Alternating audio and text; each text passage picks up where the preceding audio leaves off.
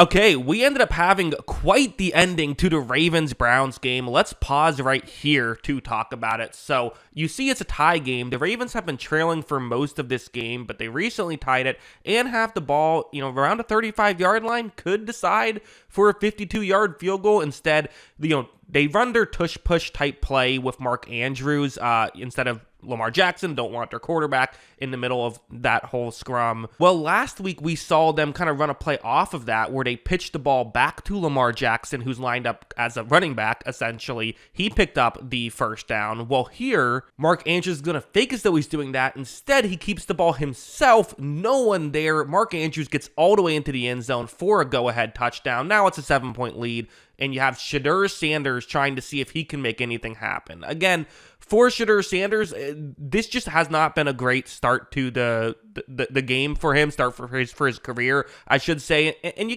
can't blame him. I'm sure some people still will, but you kind of can't blame him. Baltimore has such a creative defense. He didn't know he was going to be playing until midway through this game. He just gets thrown out into the fire, but so kind of live, I'm thinking like, okay, this probably isn't going to go too well. However, watch how something clicks in this 2-minute drill, because for one thing, you get Harold Fannin Jr. wide open over the middle. Okay, that helps. You have this play where he hits Jerry Jeudy. Jeudy breaks a couple of tackles on 3rd and 10, ends up getting the first down. You then had this one. We're going to have to pause it for a bit, but you see, unblocked man, Shedeur Sanders makes the guy miss. Again, your screen isn't broken. Just have to pause it for copyright reasons a little bit. But eventually, Shedeur Sanders looks downfield. He has an open man, and you see throwing off balance, but oh man, that could have been a game.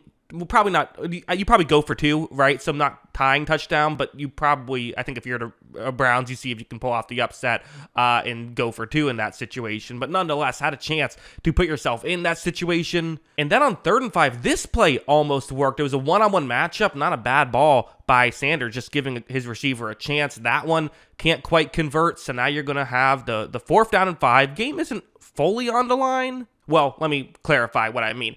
If the game isn't on the line for the Ravens, because if the Browns convert the 4th down and 5, then they can, then Ravens still have a chance for a stop. However, if the Browns do not convert here, for them the game is on the line. They need a conversion. They only have 1 timeout, so even with 1 minute and 2 seconds left, need to convert. And here, pressure gets through really quickly. I don't really know what you want from Shedeur Sanders there. Ravens play great defense on the final play, able to walk out of there with a victory. So, great effort by Shedeur Sanders and the Browns offense at the end of the game. Probably needed a bit more of that throughout the game to get the victory. Good stuff, though, by Baltimore to slam the door shut.